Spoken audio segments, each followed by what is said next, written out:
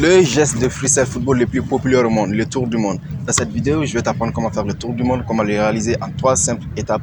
Peut-être même dans une journée, peut-être même... j'ai vu des gens qui ont appris à faire le tour du monde en 15 minutes. Peut-être que tu en fais partie et sur cette vidéo, je vais t'apprendre comment le réaliser en 3 simples étapes. Allez, c'est parti. Pour ceux qui ne me connaissent pas, moi c'est Moussa Ballon, je suis football freestyler depuis plus de 7 ans. Maintenant, j'ai tend à devenir le footballeur freestyler pro. Et j'ai créé cette chaîne YouTube pour apprendre aux gens à leurs skills et à apprendre des gestes techniques de base. Donc si tu es nouveau sur cette chaîne, abonne-toi. Et puis c'est parti pour cette nouvelle vidéo. Du coup, comme je l'ai dit dans l'intro de cette vidéo, aujourd'hui je vais t'apprendre le geste le plus célèbre au monde, le tour du monde. Mais je pense qu'avant d'apprendre déjà à faire le tour du monde, je pense que tu es déjà à l'aise avec les jongles. Au moins se faire une centaine de jongles avec le contrôle, quoi. Tu vois, on est à l'aise, on est détendu, on est calme, tranquille.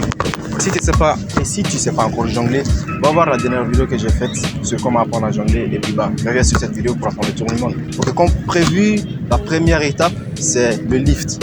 Le lift c'est la partie la plus importante dans le tour du monde. Lorsqu'on va faire un tour du monde, que ce soit intérieur ou bien extérieur, c'est la première touche qui va être la plus importante.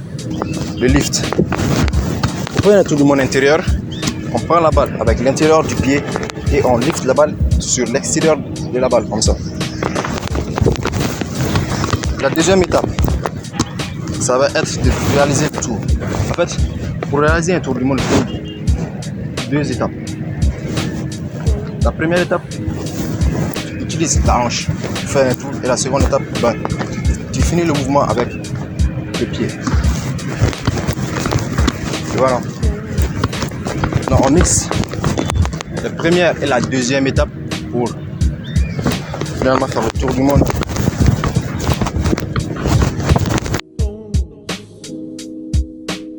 Un conseil bonus, ça va être pour travailler la rapidité, tu vas laisser la balle faire un rebond. Lorsqu'elle monte en haut, et puis tu vas faire le tour du monde rapidement comme ça.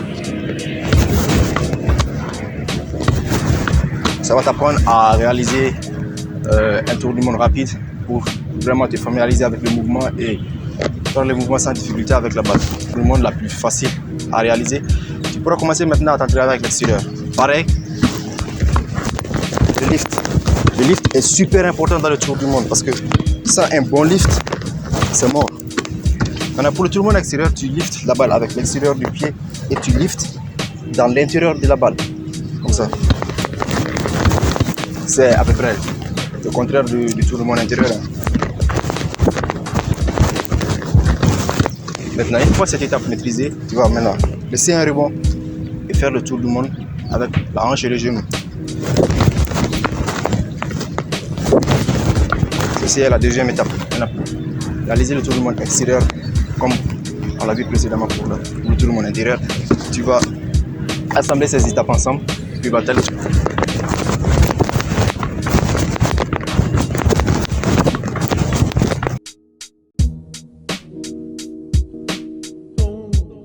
Donc, une fois ces 2 gestes maîtrisés, le tour du monde intérieur et le tour du monde extérieur, tu pourras commencer à faire des enchaînements.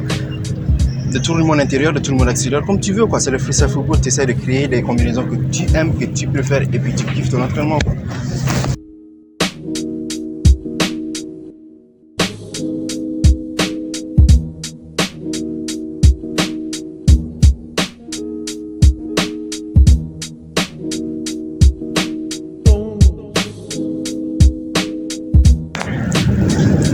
Pour tout geste, je te conseille de filmer si tu as un téléphone, si tu as un smartphone. Aujourd'hui, tout le monde a un smartphone. Tu filmes pour voir quelle erreur tu fais et puis tu corriges au fur et à mesure. Et bon entraînement. Allez, peace out.